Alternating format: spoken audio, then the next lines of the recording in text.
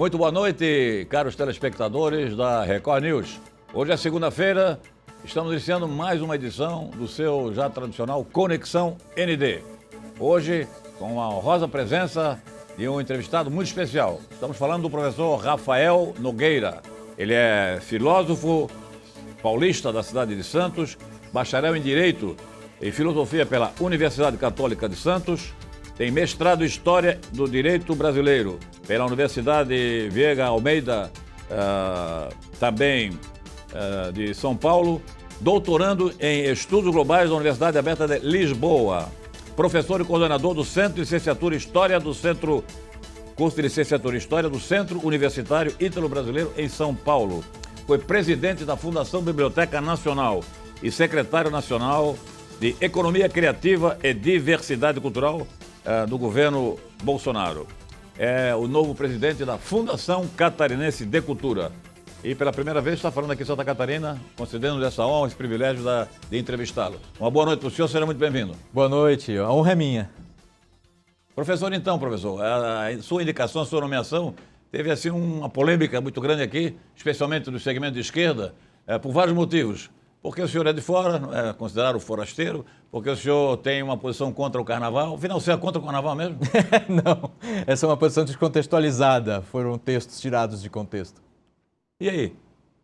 Vamos com calma. Primeiro quero agradecer a oportunidade de falar aqui, porque o senhor, para mim, é uma das referências para entender o estado de Santa Catarina. Muito então, obrigado. conversar com o senhor é uma grande oportunidade e, ao mesmo tempo, dá oportunidade para a gente explicar essas circunstâncias. O carnaval é uma festa indiscutível para um gestor cultural. Ele nunca vai pôr em xeque o carnaval. Mas existem aspectos criticáveis de como se festeja o carnaval. Então, o problema é de quem estraga a festa, trazendo insegurança para ela, trazendo problemas sanitários. Tudo isso que a ciência aponta todos os anos. Tome cuidado no carnaval com as questões tais, tais e tais. São só essas as questões que a gente tem que pontuar. Então, para o resgate histórico, no que contexto é que o senhor fez a crítica ao carnaval?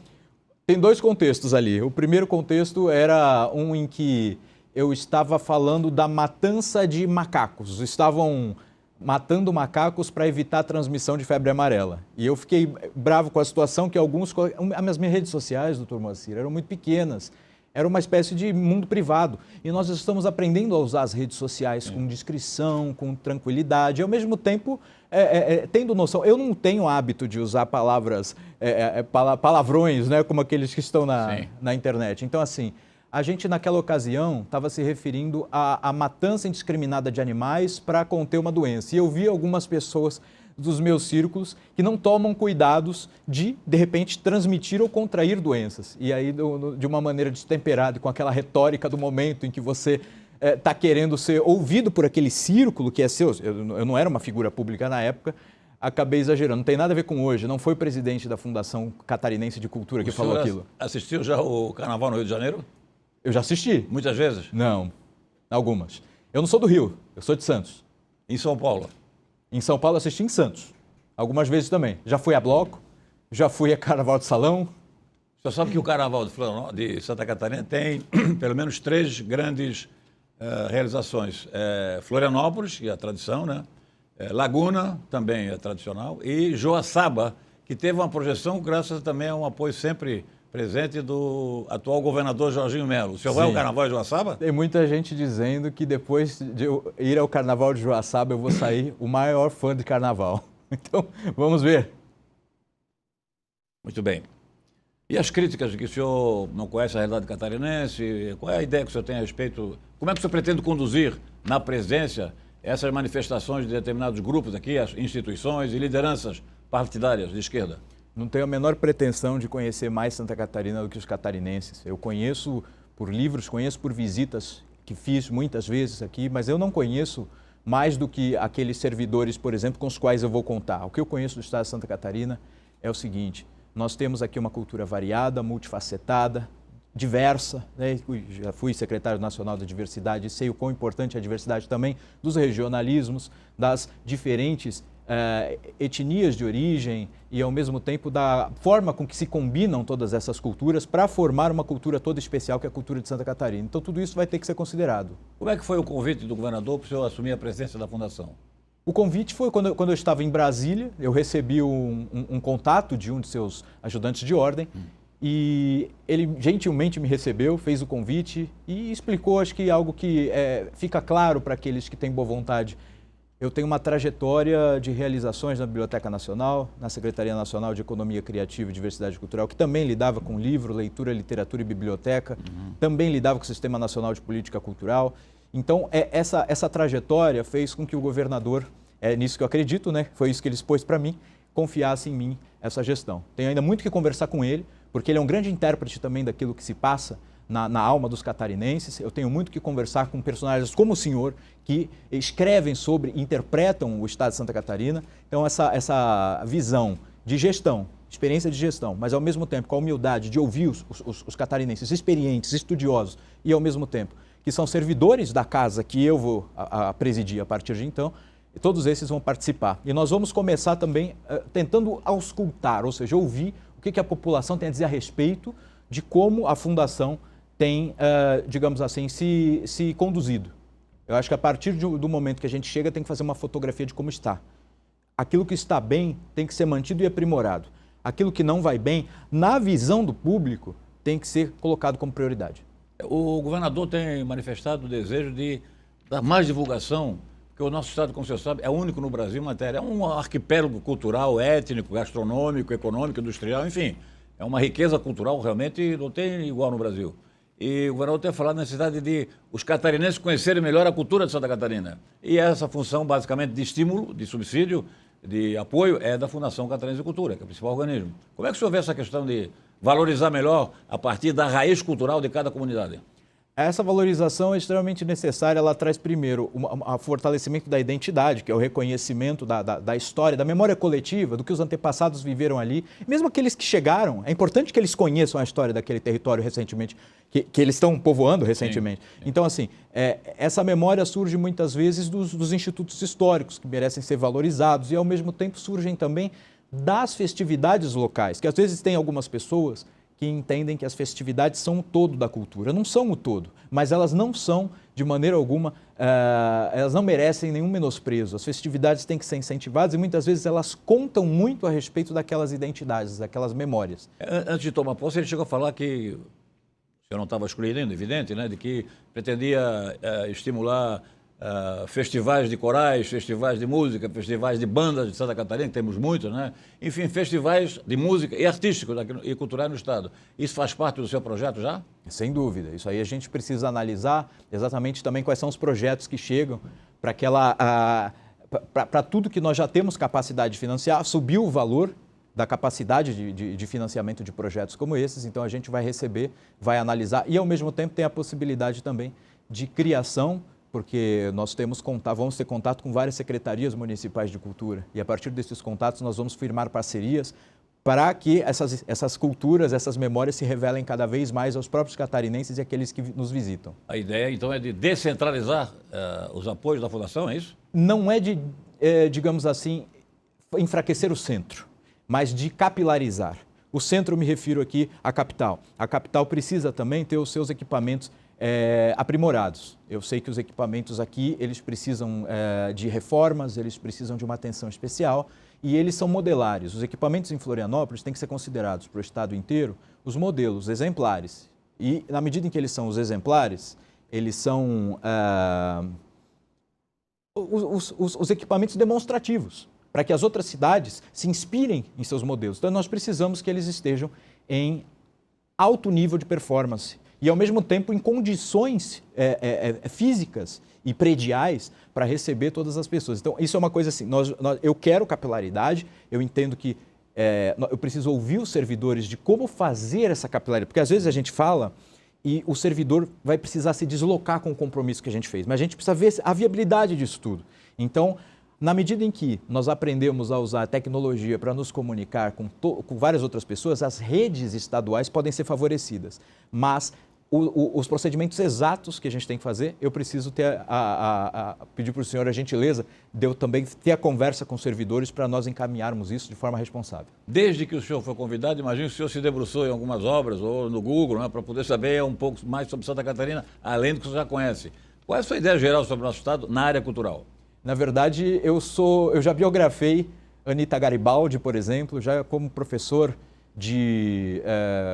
Eu lecionei para candidatos à diplomacia por muito tempo, então tive que explicar a questão de palmas e, por vezes, também, não só visitei por ocasião das festas, mas já tive que estudar, como professor de história, quais são as origens dos habitantes de Santa Catarina. Então, já do ponto de vista livresco, de estudioso e, ao mesmo tempo, de professor, eu já tinha conhecimento do estado de Santa Catarina.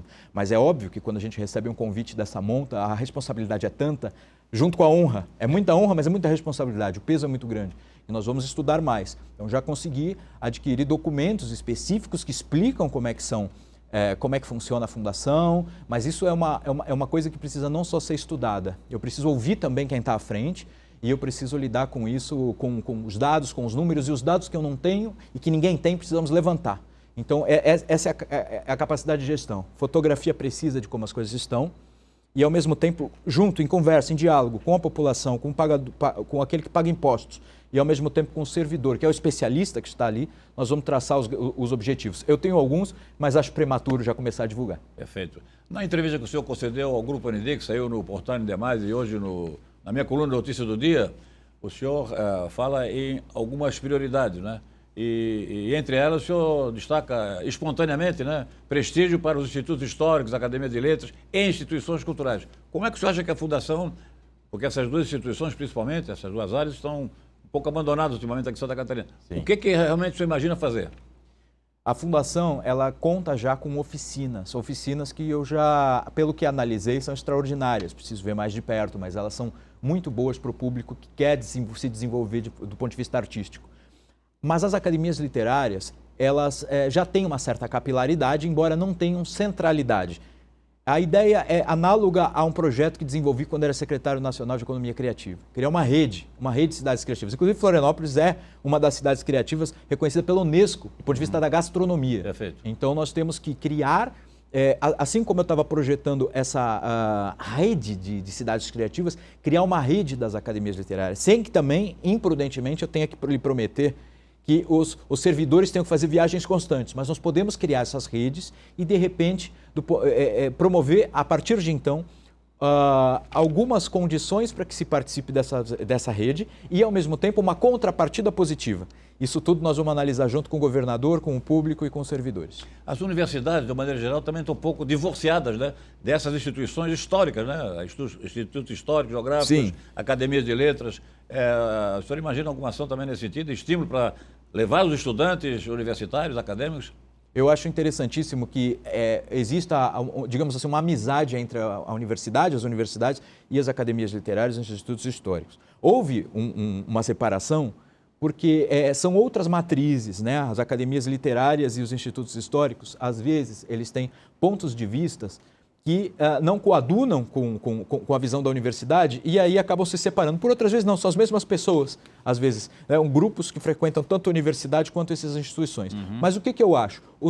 As outras instituições estão sendo desaproveitadas na medida em que elas têm outros objetivos. Uma academia de letras, você é capaz de promover uma espécie de academia jovem, fazendo com que os jovens desenvolvam nas oficinas os seus próprios textos e que sejam capazes também de se destacar, de mostrar que eles são candidatos a imortais, né? Então, é possível nos institutos históricos realizar atividades assim, dessa forma também, mas aí precisamos analisar de que forma essa centralidade consegue chegar no capilar, na outra cidade, porque ao mesmo tempo em que eu não quero diminuir a força do centro, eu não quero em nada esquecer Florianópolis para valorizar as outras cidades, mas nós precisamos chegar lá, aos rincões de Santa Catarina, para levar cultura. Como o senhor pretende chegar nessas instituições que atuam a partir de Florianópolis, né? E que tem uma tendência muito clara de esquerda, o senhor que tem uma formação diferenciada? Qual é a ideia?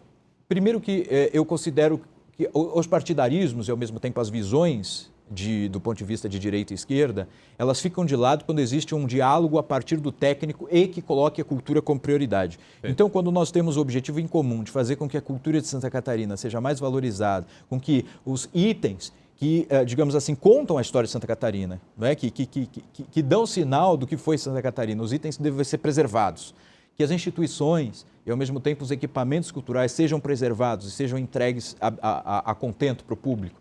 Tudo isso aí são acordos que eu acho que nós temos, né? E esses acordos têm que fazer com que nós nos unamos. Agora, existem pontos de vista que aí sim, ainda que não sejam exatamente uma invasão da política, porque eu acho que há uma politização exagerada hoje. Sim. Tudo tem que ser politizado, tudo tem que ser política, não necessariamente.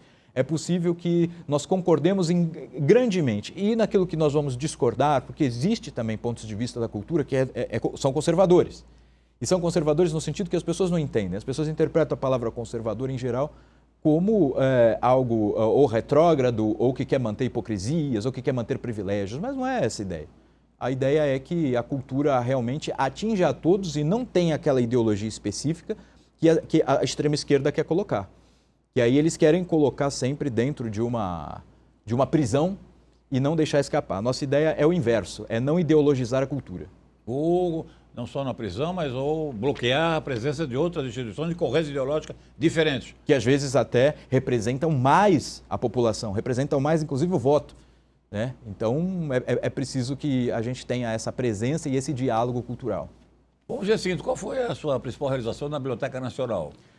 Tem várias que eu considero muito especiais, uma das quais eu fui o responsável por conseguir realizar as reformas contra incêndio. Quando eu cheguei, nós conseguimos mais ou menos 12 milhões de reais do FDD, que é o Fundo de Direitos Difusos do Ministério da Justiça.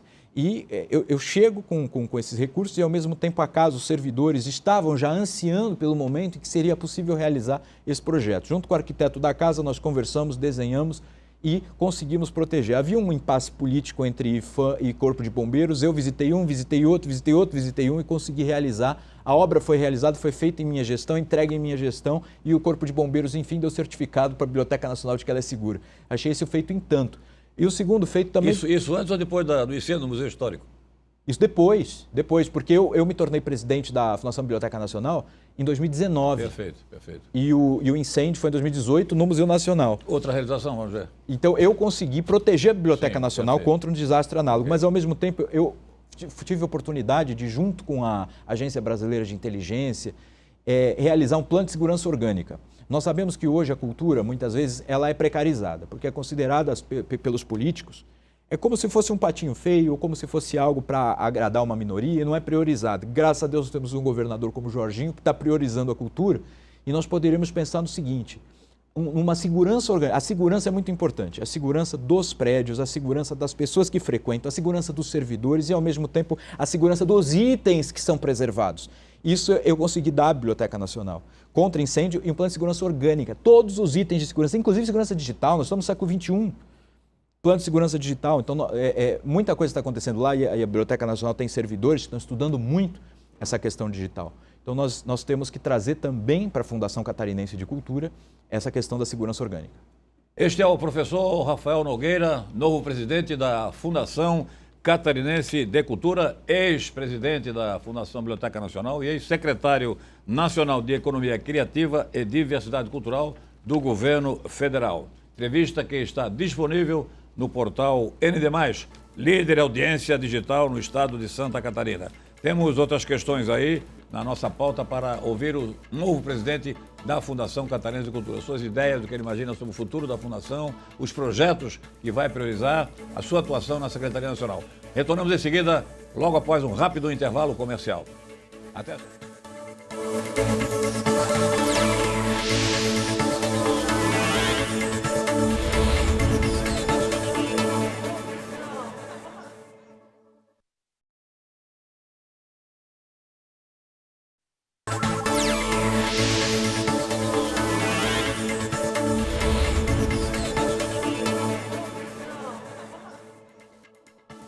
Estamos apresentando o seu Conexão ND pela Record News. Hoje entrevistando o novo presidente da Fundação Catarinense de Cultura, professor Rafael Nogueira. Professor, e no governo federal, lá na Secretaria Nacional de Economia Criativa e Diversidade Cultural, alguma coisa destacada assim que até valesse para ser reproduzida aqui em Santa Catarina como projeto inovador? Algumas realizações na Secretaria de Economia Criativa e Diversidade Cultural foram as seguintes. Tinha um departamento lá dentro, porque a Secretaria valia por 4, né? Ela já, inclusive, foi segmentada agora, que era chamado de Departamento do Livro, Leitura, Literatura e Bibliotecas. E lá estava o Sistema Nacional de Bibliotecas Públicas. E a gente tinha que, então, ter a Biblioteca Demonstrativa em Brasília. E essa Biblioteca Demonstrativa de Brasília, na verdade, ela é do Brasil. Ela é uma biblioteca que busca, ela procura, ela tem por objetivo ter a melhor tecnologia, as melhores práticas de biblioteconomia, o melhor, digamos, a melhor situação predial, para dar exemplo. É nesse sentido, isso é uma das coisas que eu quero trazer para cá, para Florianópolis. Desenvolver ao máximo a situação da própria biblioteca pública ou criar até mais bibliotecas exemplares. Mas no sentido de que a gente tem que pensar também, uma das realizações foi ter conseguido trabalhar a efeméride do Bicentenário da Independência como secretário nacional da Economia Criativa. Porque, além do projeto das redes de cidades criativas que estavam desenvolvendo, e esses projetos ligados aí às bibliotecas, nós tínhamos também uma visão de que era preciso criar um livro e criar um evento que espalhasse as ideias desenvolvidas em 2022 sobre a independência. Então, criamos uma consultoria a partir de grandes historiadores que foram convidados para realizar, foram, na verdade, selecionados para um edital e puderam escrever um livro de quase 500 páginas, a partir do qual também se elaboraram questões para uma Olimpíada Estudantil que envolveu dezenas de milhares de estudantes. Então, essa Olimpíada Estudantil, ela aproveitou grande parte daquilo que foi desenvolvido em 2022, marcando o bicentenário, sobre a independência, foi a Olimpíada do Bicentenário. Afinal, foi em Brasília, foi uma parceria com o MCTI, que é o Ministério da Ciência, Tecnologia e Inovação, e nós conseguimos, então, movimentar muitas escolas, promover o estudo, as crianças sabiam de cor e de forma bastante explicada e bem compreendida cada detalhe da independência. Foi um evento extraordinário que, de repente, em alguma medida, a gente pode fazer parcerias aqui para realizar eventos do tipo. Na mesma entrevista ao Grupo ND, ainda no final de semana, o senhor falou que é devoto de Santa Catarina de Alexandria.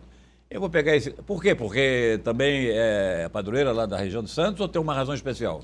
Tem duas coisas. Tem uma razão especial e se refere a Santos também. O que eu quis contar naquela ocasião é o seguinte: existem versões que dizem que aqueles que primeiro deram o nome aqui de Santa Catarina e de Nossa Senhora do Desterro para Florianópolis eram bandeirantes vindos do litoral paulista.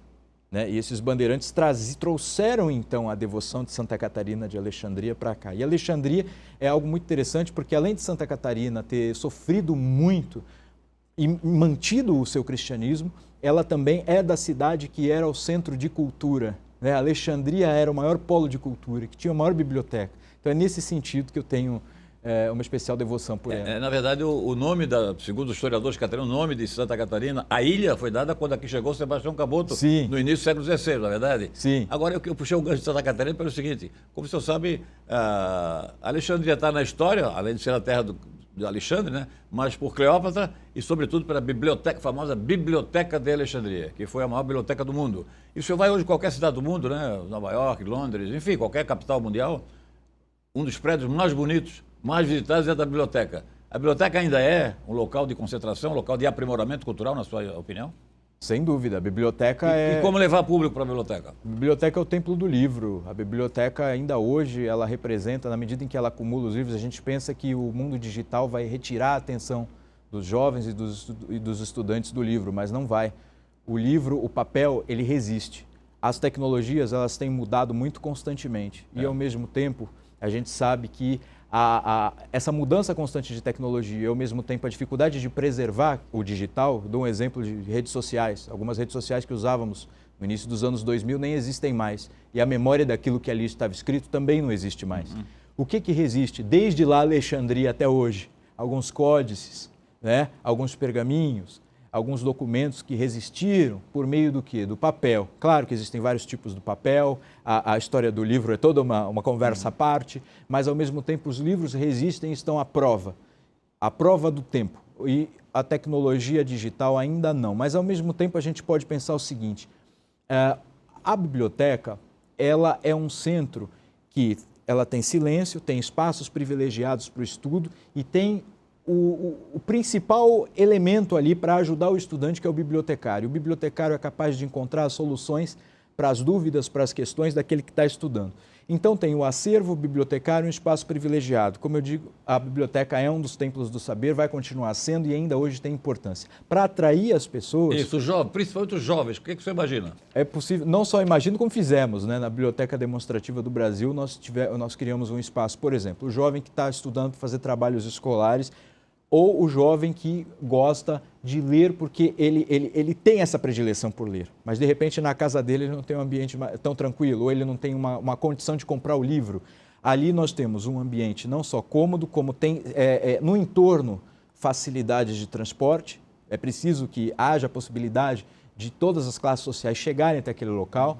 É preciso que os bibliotecários também eles tenham a consciência de que eles podem ajudar cada um a encontrar o seu livro favorito, e aquele que está realizando, como eu disse, trabalhos escolares ou universitários ou estudando para concursos públicos, tem um ambiente no qual ele pode se concentrar, se alimentar, e existe também games que estão começando a ser usados nesses ambientes, no sentido de games educativos que levam a respostas a grandes perguntas.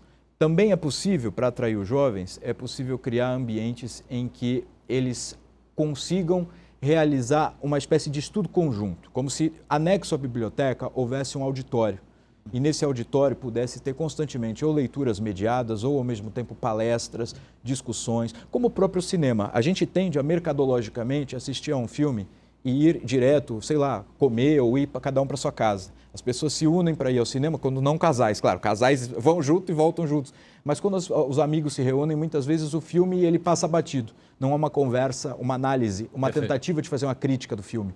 E o livro é parecido, é possível você estimular o jovem a ler quando você cria grupos em torno da leitura e que vão discutir a leitura e que vão ver alguém mais capacitado, ou o autor do livro, ou mesmo um analista especial, se for um livro antigo, se for um livro específico de outra cultura, que ele possa explicar para aquele grupo. Então, os clubes de leitura, as leituras mediadas, a contação de histórias e, ao mesmo tempo, palestras, conferências, diálogos, podcasts, porque é para usar a tecnologia também para expandir todo esse trabalho em torno do livro. Então, a biblioteca ela tem que ser, ao mesmo tempo, um equipamento de guarda e um equipamento de auxílio ao estudioso, aquele que busca o saber, mas também um equipamento de constante frequentação, né? E de desenvolvimento, a partir do livro, de saberes compartilhados e de diálogos. Para que elas sejam aquilo que foram quando a minha geração, por exemplo, na fase de infância e juventude, adolescência, ia para a biblioteca pesquisar. Hoje, a maioria dos jovens ou vai para a biblioteca da própria faculdade ou da sua escola de segundo grau e tal, então não vai na biblioteca. São raríssimos aqueles que vão para a biblioteca. Se digitalizar a biblioteca, você imagina que pode haver essa... Porque hoje a juventude vive só com computador, com telefone celular. Você imagina alguma ideia diferenciada para atrair o jovem para a biblioteca? A digitalização é muito importante, porque é uma das formas de preservar, não garante, né? Sempre o papel e o material tem que ser preservado, mas é uma das formas de preservar, ao mesmo tempo é uma das formas de dar acesso. Às vezes a gente tem uma pessoa que está muito longe de biblioteca. Existem crianças que estudam em escolas que não têm bibliotecas. Existem jovens que que estudam em universidades que têm bibliotecas pouco equipadas, e na medida em que a gente tem as digitalizações, isso é exemplar, a digitalização que faz a Biblioteca Nacional da França, a britânica, a Biblioteca dos Estados Unidos e a nossa, a BND, a Biblioteca Nacional Digital. Isso dá acesso. Eu não acho que isso, digamos assim, compita ou retire da biblioteca o seu estatuto.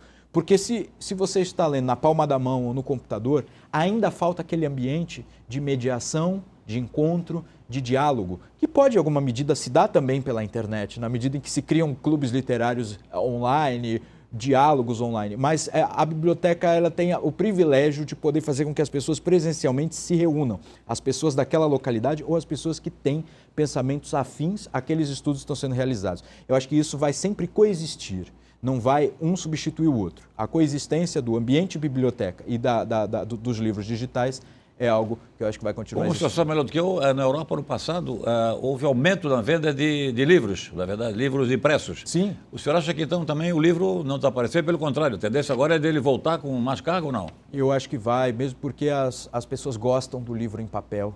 A experiência é diferente. Eu não sei se o senhor concorda comigo, mas não é a mesma experiência ler o digital e ler o papel. Concordo plenamente. Muitas vezes eu preciso acessar bancos de dados, arquivos que são digitais. Eu tenho que ler muito tempo lá. Mas outras vezes, se eu tenho oportunidade de ter o livro em papel, eu vou ter. E como eu gosto muito de livrarias, doutor, eu as visito e muitas vezes eu faço questão de comprar nas livrarias. Porque quando nós também compramos só nas livrarias, eu também compro muito em livraria digital, é uma maravilha que apareceu para a nossa frente, para os leitores. Mas quando nós temos as livrarias de bairro, as livrarias próximas, nós conseguimos favorecer o livreiro e, ao mesmo tempo, esse mercado do livro, que está se fragilizando muito com a competição com os grandes vendedores de livros do mundo digital, que nos ajudam em muita coisa, mas ao mesmo tempo nós temos que privilegiar a livraria também. O senhor sabe que eu sou um cidadão catarinense, jornalista frustrado, porque o senhor vai, por exemplo, no Rio Grande do Sul, lá começar pelo aeroporto, entendeu? Tem lá uma vitrine exclusiva de autor gaúcho, entendeu? Então, o camarada que está visitando o Rio Grande do Sul não quer comprar um livro estrangeiro. E a maioria das bibliotecas e das livrarias, né? Das livrarias existentes nas capitais do Brasil inteiro e das principais cidades brasileiras é de autores que são best-seller nacional ou internacional. Não valorizam a prata da casa. Isso não pode mudar, não? Não tem que mudar? Isso tem que mudar, evidentemente isso tem que mudar, mesmo porque senão é impossível que nós criemos os ícones locais. Os ícones de Santa Catarina, em alguma medida, têm que ser os catarinenses. Os catarinenses, os ícones nacionais são os brasileiros, Sim. Os ícones internacionais. Isso não é uma questão de não gostar do de fora, que às vezes as pessoas interpretam assim, de maneira alguma, mas de valorizar junto com os ícones de fora aqueles que são de dentro.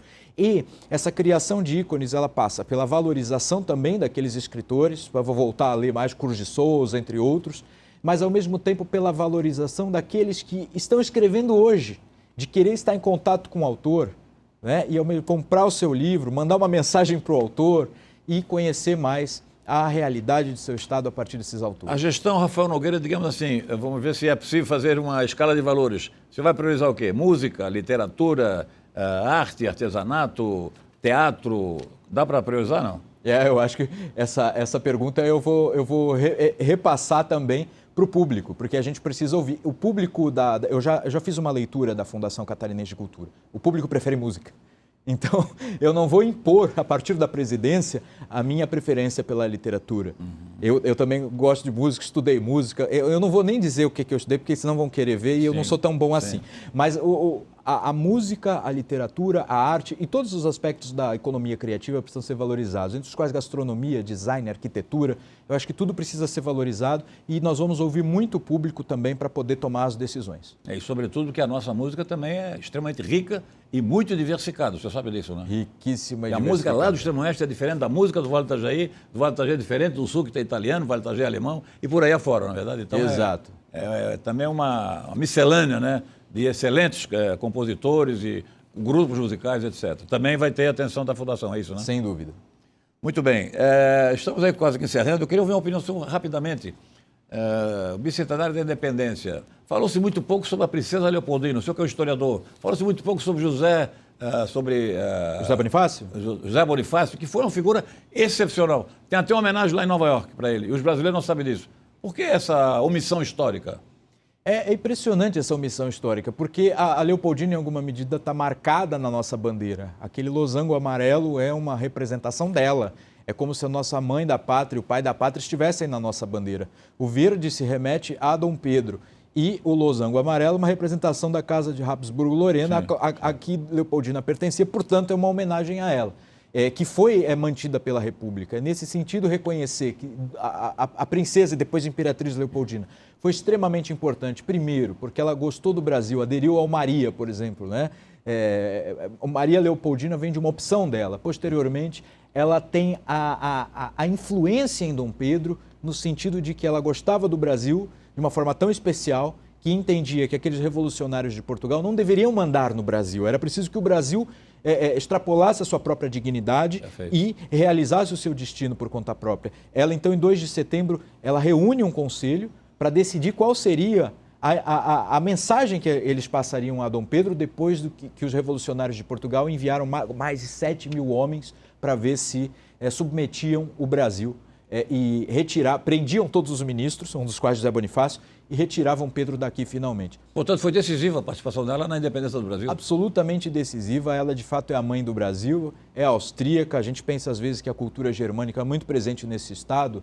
É um enxerto, ele não tem relação, digamos assim, orgânica com o Brasil. E tem sim, está no nascimento do Brasil independente. Ela trouxe para cá botânicos, pintores, uma missão científica extraordinária. E foi ela uma das responsáveis. A gente pensa, bom, ela cortou o contato com Dom Pedro, futuro Pedro II, né, com seu filho Dom Pedro, muito cedo. Mas ele tinha toda a características de austríaco.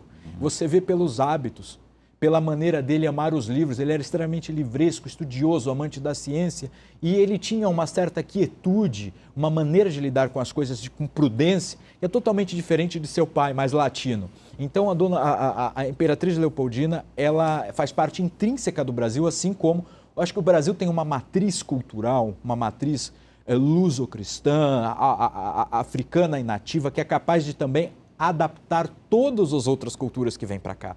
Todos são bem-vindos aqui no Brasil e todos florescem, mas a cultura austríaca é especial e a gente tem dado pouca importância.